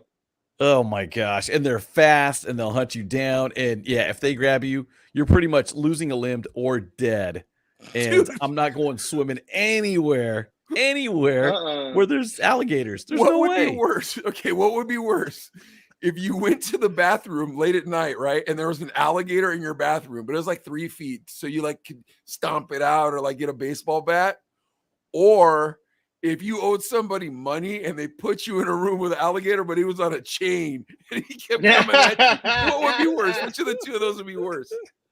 How long is the chain, and can the guy bite? Can the thing bite me still? I mean, you don't know, man. You don't know because it keeps getting closer. You're like, dude, I hope that chain holds. You know what I mean? Yeah. Or for like sure, Alligator King instead of Tiger King. Yeah, but the other, so that's scenario one. So that's scenario two. Scenario one is you're getting the Godzuki of alligators. Remember that cartoon, Godzilla Godzuki? Yeah, you get the little baby. It's like maybe a 3-footer. But that dude still could bite you though. That guy's still gonna try to bite you when you open that bathroom door. Which would be worse? Go ahead, Danny. I hate both scenarios. I don't want to be near alligators at all. I know, but that's not how the game's I think the worst one. I think the worst one is like if you're in a room and they're on a chain. At least you know there's a chance you'll be okay. But if you walk in, you're half asleep, and there's an alligator. Like I can't fight an alligator. I don't care how little it is. That thing's that'll kill me. So I think the bathroom scenario is worse. At least the chain scenario is like it's chained up, But yeah, so bathroom, that's a no-no. Clearly has no firearms in the house. Adley, what about you, man? What are you doing? Dude, you see those guys like, okay, they put their head in the alligator's mouth while it's open. And then every once in a while that video floats around on social media where it actually clamps down on his head and the guy's like, yeah, screaming. Get this thing off of me. So, dude, alligators, either way, you don't want to be near them, no matter what size they are. But I see 25-year-old me would be like, dude, either situation, I can take it out, dude. I can wrestle it. Now, grown man, dude, I'm too slow. There's no way. And once that thing clamps on you, you're dead. If I had to pick one of those situations, though, it'd be the chain. And because the last thing I want to do is be in the news, dude, eaten to death in his bathroom, by a 3-foot alligator. I mean, you guys are starting to talk me into that answer because I was going the John McClane route at first. I was like, nah, man, I'm going to kill that alligator with a baseball bat. And then one time a snake came in my kitchen, Danny Hill, and I had to kill it. My wife came I'm talking to one of my homeboys. My wife came in the bedroom. She's like, there's a snake in the kitchen. I had to kill it. I don't know if I can kill an alligator, though. You guys talked me out of it. I thought I could at first. And you don't have a bat in the bathroom, do you? So it's you have to imagine the situation. It's late. It's dark. You're in the bathroom, and it's not like you can be like, hey, hold on, I'll be right back, and I'm going to go get my gun. Like, it's like, now it's like me and you. Now we have to go blows at this alligator. Like, it's got to happen. I couldn't. That was a scary one. There's nothing in my bathroom that I could use as a weapon against an alligator. Nothing. Plunger? Yeah. You could plunge the hell out of it, right? Jump on its eyes and hope you can suck an eyeball out. And here's the problem: is you guys brought it into real life. Like I still had like my scenario, like it's like a movie playing in my head where I'm a tough guy. You know what I mean? So like if there's an alligator or a chain on me, I'm looking at that cartel member like, yeah, I can't wait to eat that alligator later for dinner. And if there's an alligator in my bathroom, I'm gonna step on his head right away and grab a bat, and start beating him to death. And then I'm gonna put him up on the wall and be like, you see that alligator? He tried to attack my family. I'm a hero. Then you guys both brought reality into it. You're like, hey, you kind of got a slip back disc, right? And I'm like, a little bit, man. Yeah. If my knee gives out while I'm running, I'm dead. It's true. My sciatica might act up, so I don't know. You know what I mean? Like, nah, man, I guess the chain would be the worst. It still would suck, right? Like, because I would wrap myself out right away, dude. Guy has an alligator on a chain. He's like, who's selling the drugs? I'm like, all right, man, how many people do you want to know sell drugs? As many people as I know sell drugs, you're going to know about it, man. Get that alligator away from me. What do we got for our next story, Adley? That's definitely true. All right, let's go to Kanye. Now, this is interesting. Kanye, fashion dude, mogul, tons of money, great musician. Well, he owes a rental service over $400,000. Why? Because he rented a bunch of clothes from this famous fashion rental service, but didn't return over a dozen items and is now skipping out on that six-figure bill. This according to the new lawsuit. Now, Ye is being sued by the David Casavant Archive for over $400,000, with the fashion rental service claiming Kanye owes them for years of unpaid fees on unreturned items. What the heck? He just stopped paying fees back in 2020 for 13 rare esteemed pieces he never returned. Wow. And there's other clients, pretty big clients like Kim Kardashian, Lady Gaga, Tom Brady, Pharrell, 21 Savage, and Solange. They all owe this guy money? Yeah, he's renting these clothes and not returning them. Clothes? Yeah, like it's pretty common. Rich people, they'll rent like jewelry to look like they're rich when they're not, and they just rent it and then they won't give it back. Miley Cyrus had this same issue going on. She got like this $1 million like brooch thing, and she never gave it back. And they're like, yeah, we want our jewelry back. Like you can't keep it. So because it's all an illusion. You wear them for red carpet events or things like that, and they want to look like, oh damn, it's dope, but it's all a lie. That's why most of these people, and this is a little side note, if you check out like Justin Bieber's account or all these Instagram TikToks, the majority of them are fake. they buy all these fake followers because perception is reality. So you'll look at it and you'll go, oh my God, how do you have 32? Like realistically. So like there's a guy here in town, I won't call him out, but he's a local guy and he's got 187,000 followers on Instagram. And I'm like, damn, that's impressive. How can we buy these, Danny? Right? Adley been trying to get these followers for a minute. No, you don't want to do it because the thing is you'll get the numbers and followership, but they won't like your stuff. So then he'll post something and he'll get like 30 likes. And you're like, how do you have 187,000 followers and 30 likes? Because they're all bots. They're not real. Yeah, you bought the following. You didn't buy the interaction. Yeah, maybe they didn't like what he said. Maybe they no longer like Trump or whatever he said. They didn't like that plate of food. Yeah, no, it's like the plate of food. Yeah, that's it. And it's not just that one. It's all of them. So then you have to go in and you have to buy likes. And you can buy likes on your post. And then so people with money. How expensive does this get? Because I got a little bit of money. So. Oh, dude, you could buy if you wanted to invest $5,000 a month, you could buy a very hefty Instagram page with a lot of likes and a lot of interaction, and it would look like you're famous. It would look like you're famous and people like you, but you have to spend $5,000 a month. Yeah, that's a lot of money to pretend like people like me. I could do a lot of things that make me like me for $5,000 a month, dude. Exactly, and that's why it's all BS online. All of it is BS. There's a lot of BS on there because it's just perception. Perception's reality, and you would see it with rappers. I used to book rappers that come for different things, and you're like, I got 600,000 followers on Facebook, and you're like, that's crazy because 4 people showed up to your show. So how come you have 600,000 followers and 4 people came, and like 2 of them were your mom and dad. And the other one was like, right? And it's because they bought it. You get people a little extra drug money or whatever, and they buy these followers thinking that's it. I've made it. I bought my followership. It's not it. And that. So anyway, transport back to Kanye. Wait, hold on. How many shows did you book? How many shows have you booked personally? Personally, like maybe 6 or 7. Maybe. Now through the radio station, how many have you booked? Oh, I don't know. Probably closer to 1,000, right? Okay. Who was the worst person? You don't have to say their name. Just give us a story. Oh no, I'll tell you her name. I have her. I have her picture up. Let me see if I can find it. It's my favorite one. Yes, it's my great guest, Adley. It's my favorite one. It's Lisa Loeb. She did Lisa Loeb. She did a thing called Stay. Yeah, had a song called Stay. She's an independent artist. Say, you want to hear what I want? Yeah, so I did it. Bum. Yeah, you always want to. So she came to do a lounge. But she had that other song too, and she's performing. She had another one, yeah. So she came and she was promoting. So she's sitting there and she's singing her song. And first she was really nice. She's like, "Hey, everybody, da da da." And then she's like, "You say," or whatever song she was singing. And then she goes, "Excuse me. Are you here to watch me or are you here to talk? Are you here to talk?" Because somebody like whispered to their mom, like, "Hey, get your phone out, record this." And then everybody's like, "Oh, she's kidding." And she's like, "I'm not kidding. If I'm gonna waste my time up here and you're not gonna watch me, then I'll just leave. And everybody was like, "Oh, Lisa Loeb said that, and that was your show. It was my show. And I was like, everybody, Lisa Loeb, right? Like, what do you do? How packed was it? It was a lounge, so it was like 30, 40 like winners, and it was all live on the radio. Oh. So it was live on the radio. Yeah, it was bad. And then my OM there. Worst?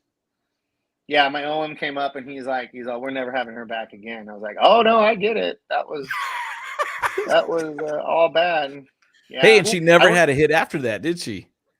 No. I don't know if it was because she was mean or her music, but she was not happy. And Jewel was a little lippy. What? But Jewel but the other Rose McGowan. Do you know who Rose McGowan is? Yeah, she's an actress. Yeah, she's an actress. So I interviewed her, and they gave me rules that you couldn't talk about Notebook.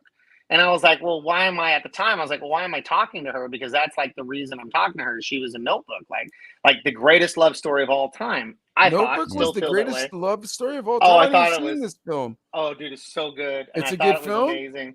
Yeah, dude, it's a great movie. It's so good. It's all about love and finding someone. And so I get her on the show, and I'm super excited because I saw the movie and I love the movie. And I'm like, I talking to her, blah, blah, blah, blah. And I said, well, no, I'm not supposed to talk about Notebook. She goes, then why are you dumb enough to bring it up? Ooh. And I was like, ooh, well, God. I just wanted to say it. She goes, I don't care what you wanted to say. I don't want to hear it. And I was like, Wow. cool. Well, thanks for being on the show. Click. And that was it. And that was a Holy phone God. interview. Oh, Holy God. jeez. Oh And my after that, God. it ruined it for me because that's why they say don't Of meet your course. heroes because I love that movie and it's like one of my favorite like love story movies. And I was like, damn, that was all bad. I loved That was all alternative bad. rock, and I met Art Alexakis, and he was an a-hole to me, bro. I hated Everclear after that. I was like, man, F that dude. I hated Everclear after that. So you want to hear a funny story about Art? Yeah, please. Okay, so in high school, he had a niece. Her name was Leah, and she was my first girlfriend.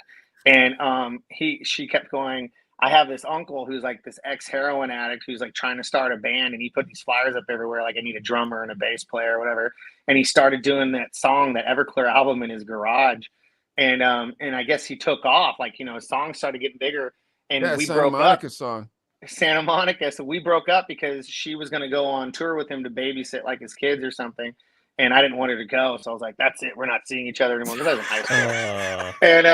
And that was it. So then I interviewed him years later in Vegas. And I was like, hey, I lost my virginity to your niece. And he's like, what? And I was like, he's like, how do you know her? And I was like, well, we were kids. I was like 16 or 17 at the time.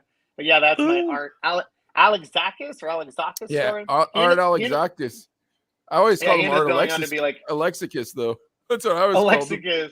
I always did. I thought that was his name. He went on to be like I don't know what his job is now, but at the time he was like a talent finder for whatever record label he was on. Yeah, we had him at the label. We had him over at Crab for over at CL09 Oscars. Oh, yeah. That was probably 5-6 years ago now. I feel sorry for that dude, bro, because like he's not esteemed the same way Eddie Vedder is. And they did really make good music. You know what I mean? Like Everclear wasn't whack. It wasn't Silverchair. No. He just wasn't great. It wasn't great live. I think that was the thing, is at the time, if you remember, all those bands live were really good. Like fantastic. Yeah, Butthole Surfers, bro. You're like, whoa. Whoa, right? Or like for me, it was like Nirvana, Foo Fighters. Yeah. Like there was some, phenomenal. They were phenomenal live. The Red Hot Chili Peppers. So if you weren't doing something magical on stage, dude, Lenny Kravitz was phenomenal too. Wow. Oh yeah, Lenny Kravitz. You saw him live? That's awesome. Mm-hmm. I saw him live with Rusted Root and Blues Traveler. Cool. It was the Warp Tour. Yeah, and I rode in it was in Phoenix, dude, and I rode in a hot car from Tucson to Phoenix. And bro, we got there and there was no water. Like? Oh, phenomenal. And they played like right when it started getting cool. Yeah. When it started getting cool, John Popper pulls out them harps. And you're just chilling, bro. You're baked out of your skull because everybody's been passing the doobie, Oh, it's phenomenal. You're 27. It was, like you couldn't be alive at a different time, like it was like, you can't describe what it was to be alive in that dangerous time with all those strangers. Because if somebody was in like a weird religious cult, they could have just mowed us down with AK-47s. We would all have been screwed. You know what I mean? But that didn't happen back then for some reason. Yeah, it was weird. Like it was just I have a lot of those stories too, where you just can't believe you're hanging out doing whatever you're doing, and it was true. Like it was just a fun time period. Yeah, but there's no way. That's weird because the kids that are growing up right now, they'll never have the danger. They'll never know what that is. You know what I mean? All right, come on, Adley. We're supposed to be reading news, not talking about old people stuff. What's our last story? All right. Well, we work around musicians and famous people sometimes. They come around us every once in a while. And occasionally we ask for the selfie or the autograph. But if you want an autograph from Steph Curry, you might want to start hitting the gym because one fan needed to drop and give the NBA star 30 push-ups to secure the autograph. Now, the NBA Finals MVP was playing golf at a celebrity tournament out in Lake Tahoe, California, when a young fan asked how many push-ups he needed to do for the John Hancock. Steph told the fan the magic number was 30, the same number he wears for the Golden State Warriors. So the kid actually removed his hat, emptied his pockets, and busted out 30 push-ups right there on the tee box. So how many push-ups are you going to do for one of your favorite artists' signature autograph or selfie? I don't know, but I thought it would be funny if Steph Curry at the end didn't give him the autograph. That would have been Forget it. Right. Those are weak push-ups. I said all the way down. That's it. Who wants like autograph anymore? I want a selfie, don't you? Yeah, autographs don't mean anything. Yeah. Well, he did autograph a jersey, so I guess that makes sense. Oh, okay. Yeah, that does. Okay. Doesn't do nothing for me. I would rather you shout out my podcast. Please, Steph Curry, can you say nice things about the Chino brothers real quick? You know what I mean? Like, forget that. Dude. I don't know. Being honest, is an autograph that big anymore or no? I think it is on sports gear. Yeah, he could sell that online apparel? and make money out of it. I Yeah. guess you're right. Yeah, he could sell that. If it was a football from Tom Brady autograph, you can make money off that. Steph Curry, Michael, not buy that. Yeah, I'm not a Brady fan. No, I'm not either. But I would sell it and make some money. Wait, who do you root for, Danny? I'm a Raider fan. Oh wow, good for you. Yeah, I don't think it's too like music wise, like, you know, when you have these old school concerts come by, like you got vinyl or something, you know what I'm saying? Like, oh yeah, let me get this Snoop Dogg album autographed or something. But they don't make albums. Well, they make albums still, but it'd be something. It'd have to be something that'd be autographed. I don't know. I guess cool. I guess I guess. Well, I'll say this. I remember one time, my friend Paul Rojas, he went and saw Run DMC and who was it? Curtis Blow, like at a throwback concert when throwback concerts weren't cool yet. So it was at like Red Onion in West Covina or something. Yeah. And he got backstage and they autographed his vinyl. I was like, that would be in my will to my grandchildren. Yes, that would be something very cool. Because one, it's impressive for someone to roll up with real vinyl from the 80s or 90s or whatever, and then having that autographed. You'd get that framed, and so you want to have that on your wall. Oh, he's working on a story, but wait. I know. I want to hear it. Wait. Danny, come back. And he froze up, and you're about to tell something coolest cool. autograph I own. I have a lot of cool autographs. Yes. Are you ready? But you have to tell us the story behind it too, though. Okay, this is a Frozen album, the movie Frozen from Disney, and this is autographed by Idina Menzel, the lady who sang "Let It Go," the original singer. And I got it. I'm gonna go back in the studio. So it's Disney, so you know it's gonna be worth something. So that's my college fund for my kid. But I got it. I got it from a buddy of mine who worked for, still does work for Hollywood Records, and he's like, "Hey, Idina Menzel is in my office. Do you want her to autograph an album and send it to you?" And I said, "Hell yeah," because he didn't have any kids at the time.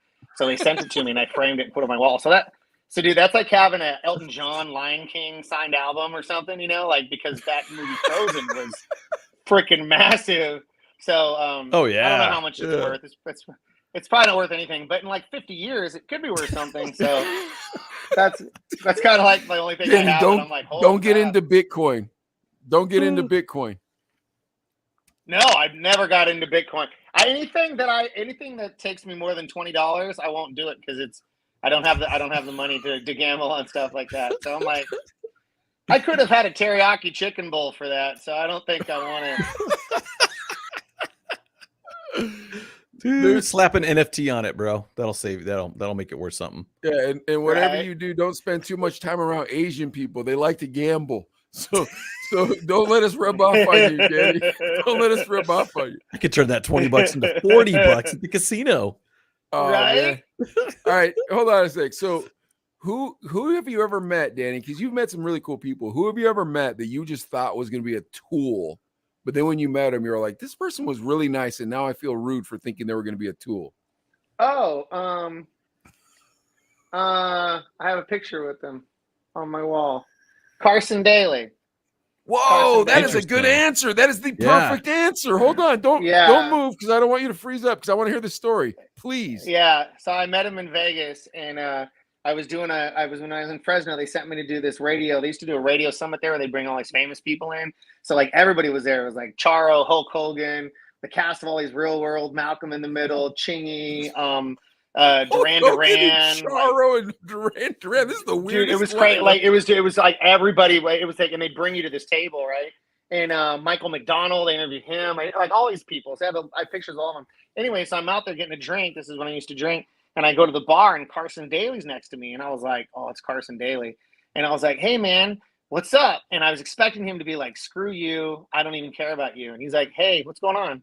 And I'm like, hey, I'm in radio. And he's like, oh, cool. I started in radio. I used to drive down from Seattle to LA to do weekends at K-Rock.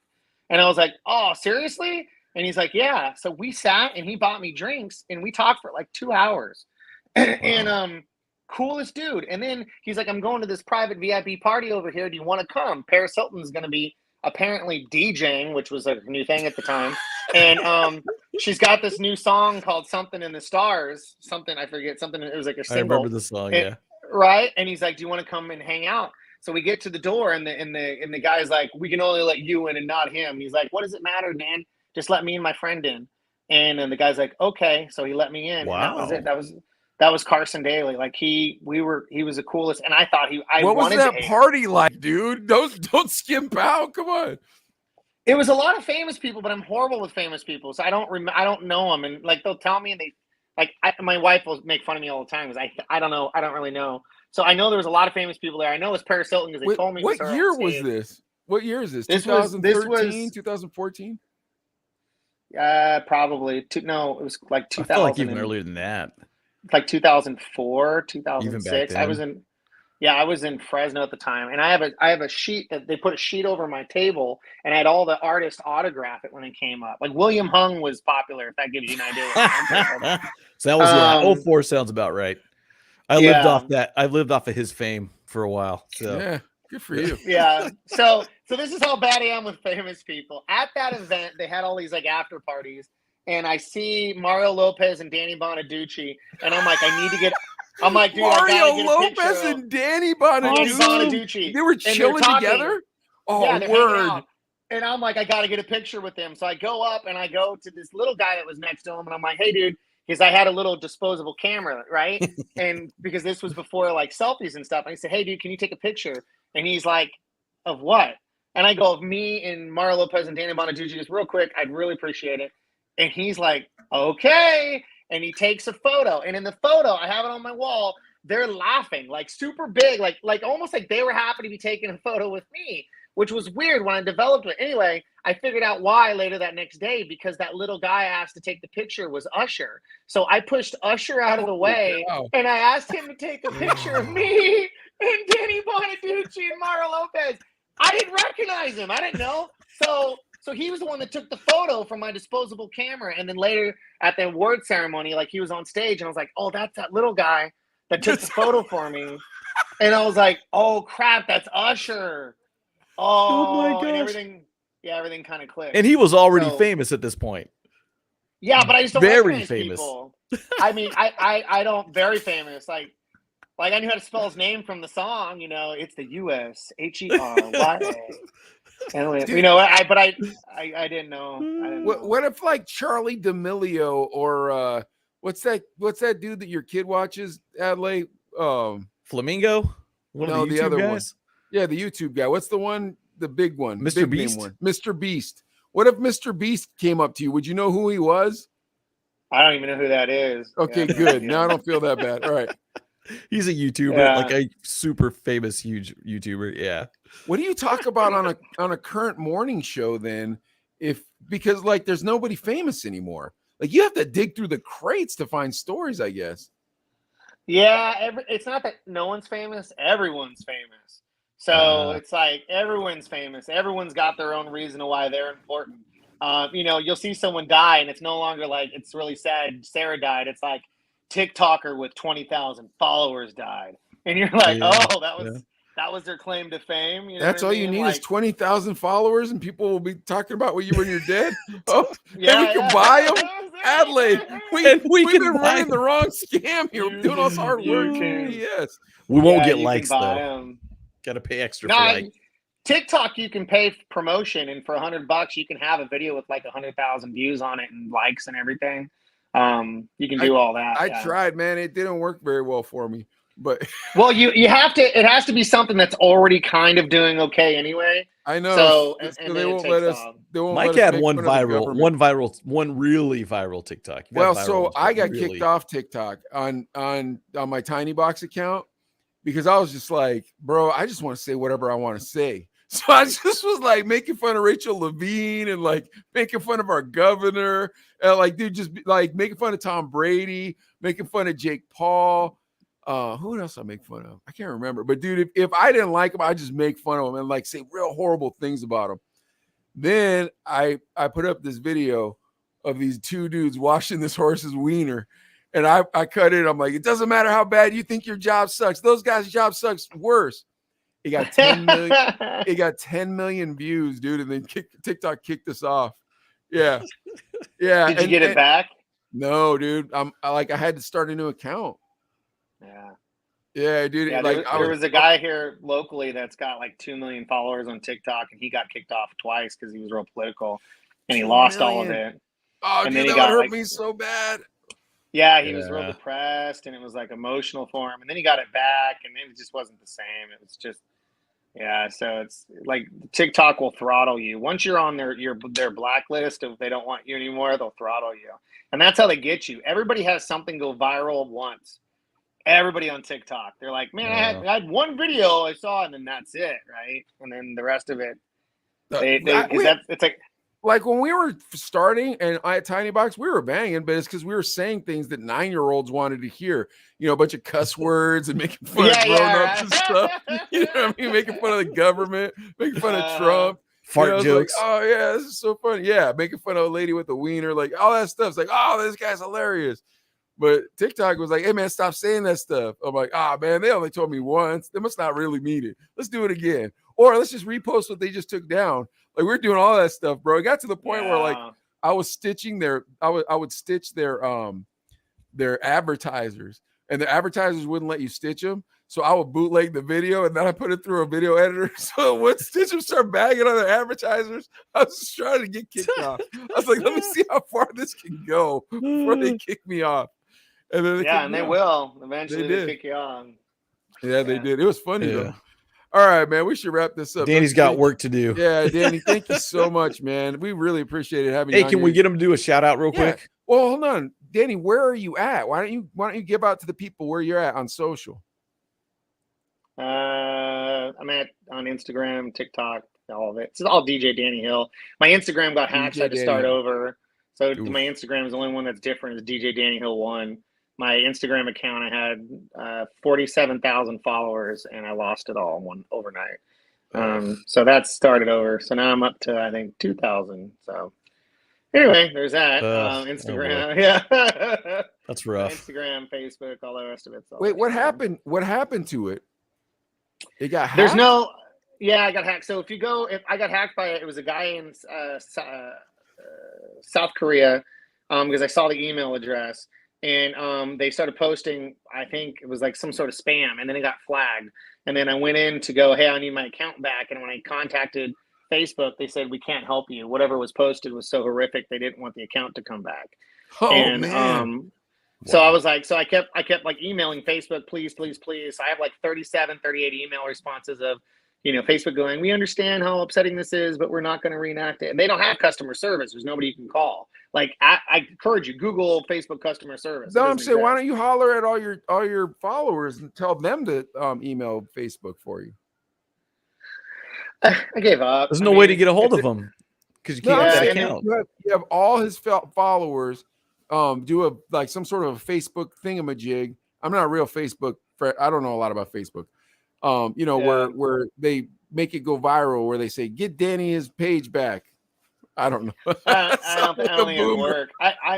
Yeah, exactly. I wasn't important enough for that to happen. I was just, it was enough for where it was like, I was impressed, like, oh, this is cool. I got this many people following me, but it wasn't enough to where people gave a shit, It's still, yeah. I don't know. I'm pretty impressed. Aren't you, Adley? 50,000 followers. None of them paid for. Man.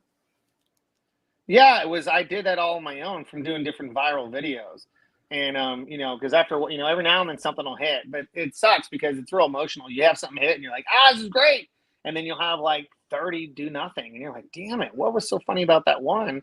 And then all of a sudden something will hit again, and you're like, I did it again, and then it goes away again. You're like, damn, I just can't. It's trying to be that's why consistent. you just got to put out content you're not that proud of, bro. That's what we do. So that way everyone Right? gets done. Who cares? All right, you guys, we got to wrap this up. Content. Danny's got stuff to do. He's at DJ Danny Hill, correct? Yeah. At DJ Danny Hill. Go ahead, Adlai. You got to give us a quick shout out. I'm gonna put you in solo layout and just be like, hey, what's up? It's Danny Hill, and you're checking out the Chino Brothers. Hey, what up? It's Danny Hill, and you're checking out the Chino Brothers. That's pretty good. There you go. All right, guys. Don't forget, thanks, follow man. us on YouTube, Facebook, Instagram, TikTok, Twitter. We almost never tweet, but we do put up a lot of TikToks, and if they offend you, we apologize. We'll see you next Thursday, and that's it. Thank you so much, Danny Hill. We really appreciated you being on the show. It was a lot of fun. Thanks, everybody. Have a